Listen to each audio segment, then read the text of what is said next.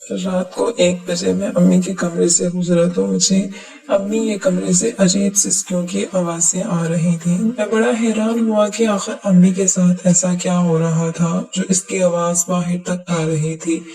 جب میں نے دروازے کو کان لگا کے سنا تو میری امی ابو کو کہہ رہی تھی کہ اور زور سے کرو اور زور سے۔ میں نے ادھر ادھر دیکھا کہ کوئی سوراخ ڈھونڈوں تاکہ اندر کا منظر دیکھ سکوں۔ جب میں نے کمرے کی کھڑکی کو ہاتھ لگایا تو کھڑکی کھلی تھی۔ میں نے جب آہستہ سے کھڑکی کھولی اور اندر کا منظر دیکھا تو میرے ابو نے میری امی کو بالوں سے پکڑا ہوا تھا اور گھوڑی کو فل سپیڈ میں ریس دی ہوئی تھی۔ یہ منظر دیکھا تو مجھ سے کنٹرول نہیں ہو رہا تھا۔ میرا دل کر رہا تھا کہ ابھی ابو کی جگہ امی کو میرا نام شاسین ہے اور میں 20 سال کا ہوں۔ کم عمر میں ہی مجھے ساری باتوں کی سمجھ آ گئی تھی۔ جب ایک رات میں پانی پینے کے لیے اٹھا تو امی ابو کو میں نے اس حالت میں دیکھ لیا تھا جس میں مجھے نہیں دیکھنا چاہیے تھا، جس کے بعد اب مجھے اس چیز کی عادت ہو گئی تھی اور سب کو دیکھ کر میرا دل زور زور سے دھڑکنے لگتا تھا۔ یہ سب دیکھے بغیر اب تو جیسے مجھے نیند بھی نہ آتی تھی۔ میں ہر وقت انتظار کرتا رہتا کہ کب امی اور ابو پاس آ کر یہ سارا کچھ کریں اور میں انہیں دیکھ کر سکون حاصل کروں۔ اب چلتے پھرتے میں امی کے وجود کا جائزہ لیتا رہا۔ امی پر میرا دل آ چکا تھا۔ اب میں نے امی کے ساتھ وہی سب کچھ کرنا چاہتا تھا جو ابو اس کے ساتھ کر رہے تھے۔ ابو کی عمر اب بڑھنے لگی تھی۔ وہ کافی حد تک تھکاوٹ کا شکار بھی رہنے لگے تھے۔ میں دیکھ رہا تھا کہ امی اب چڑچڑی سی رہنے لگی ہیں اور ابو ان کو ٹھیک سے خوش نہیں کر پاتے۔ اب ایک جوان وجود رکھتا تھا۔ میرا وجود بہت سخت اور صحت مند تھا۔ میں ابو سے زیادہ خوبصورت بھی تھا۔ میں دیکھتا تھا کہ امی مجھے کس قدر حسرت بھری نگاہوں سے دیکھتی ہیں، کیونکہ میری امی کی شادی بھی کم عمری میں ہی ہوئی تھی اور اس کے بعد فوراً ہی میں پیدا ہو گیا تھا، تو کوئی بھی مجھے امی کا بیٹا نہ سمجھتا تھا۔ میں جب بھی امی کے ساتھ بیٹھا ہوتا، اگر کوئی انجان دیکھ لیتا تو ہرگز یقین نہ کرتا کہ میں امی کا بیٹا ہوں، کیونکہ امی اور میں دکھنے میں ایک ہی جتنے نظر آتے تھے۔ مگر جب میری نظریں امی پر تھیں تو وہ مجھے بہت بے چین کر رہی تھی اور میں جلد از جلد امی کو حاصل کرنا چاہتا تھا۔ ایک دن امی کی ایک کزن کی شادی تھی، وہاں جانے کے لیے تیار ہو رہی تھی۔ امی نے سرخ رنگ کا جوڑا پہن رکھا تھا جس میں وہ خزف ڈھا رہی تھی۔ امی اتنے عرصے بعد آج بہت اچھی طرح تیار ہوئی تھی اور خود کو وقت دیا تھا۔ ابھی جانے میں تھوڑا وقت باقی تھا۔ موبائل کے بہانے وہاں سوہے پر بیٹھا ہوا تھا۔ میں تیار ہو کر گیا تھا۔ اب مجھے امی اور ابو کے ساتھ شادی میں جانا تھا، مگر میں بہانے سے بار بار امی کو دیکھ رہا تھا۔ پھر امی گلے میں ایک لاکٹ پہن رہی تھی جو ان سے بند نہیں ہو رہا تھا۔ میں فوراً اٹھا اور کہا، امی لائے میں بند کر دیتا ہوں۔ امی اس بات پر بہت خوش ہوئی اور کہنے لگی، اب تمہیں بھی عورتوں کے کام کرنے آ گئے ہیں کیا؟ تمہاری بیوی کے تو مزے ہوں گے، کیونکہ اس کا شوہر تو پہلے سے ہی سب کچھ سیکھ چکا ہے۔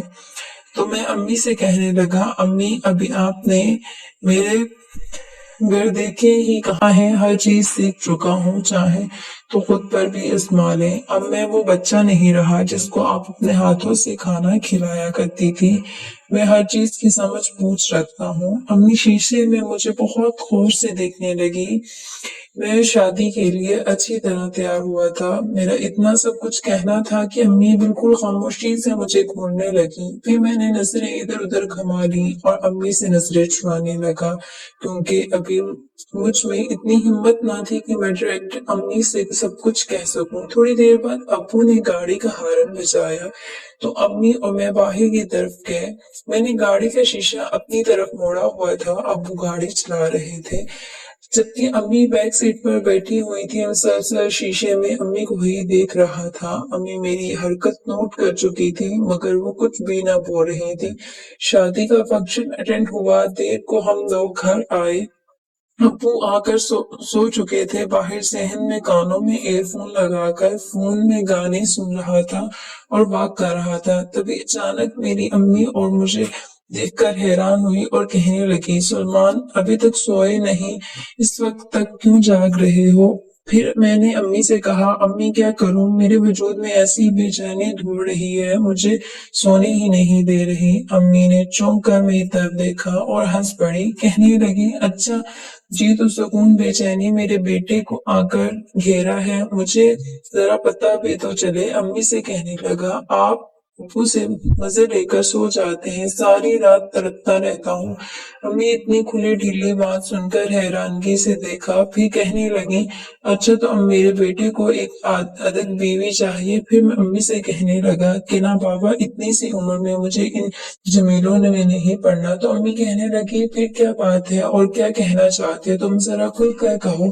میں نے کہا مجھے چائے بنا دے، سر میں بہت درد ہو رہا ہے، شادی کے ہنگامے کی وجہ سے میرا سر کافی تھک گیا ہے۔ امی میرے لیے چائے بنانے چلی گئی، میں دل میں ہی خوفزدہ ہو رہا تھا کہ مجھے امی سے اپنی فرمائش کر دینی چاہیے، یہ موقع اچھا تھا مگر مجھ سے ناراض نہ ہو جائے، میرا کیا ہوگا، اس کشمکش کا شکار تھا۔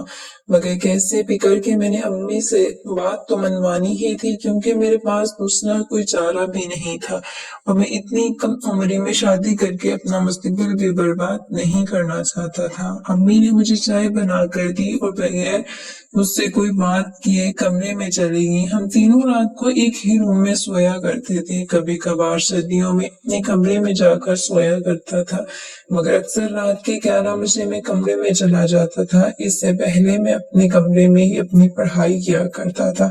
تب تک امی ابو بھی کھانا کھا کر فارغ ہو جاتے تھے، پھر میں اپنے بستر میں لیٹ جاتا تھا۔ رات کو 1 یا 2 بجے کے قریب جب ابو امی کو اٹھاتا تو اس کی آہٹ پر میری بھی آنکھیں کھل جاتی تھی، مگر کبھی بھی ان کے اوپر یہ ظاہر نہ کرتا تھا کہ آپ لوگوں کو دیکھ کر کمرے میں بالکل ہلکی سی روشنی ہوتی تھی جس سے اس کا چہرہ بھی واضح نظر آتا تھا، مگر میں اچھی طرح واقف ہو گیا تھا کہ وہ لوگ کون سا کھیل کھیل رہے ہیں۔ آج جب میں کمرے میں داخل ہوا تو وہی مدھم روشنی چل رہی تھی۔ میں اپنی جگہ اپنے بستر پر سو گیا۔ رات کے تقریباً 3 بجے تھے۔ ابو نے امی سے آہستہ آہستہ سرگوشی کرنا شروع کی جس سے میری آنکھیں کھل گئی۔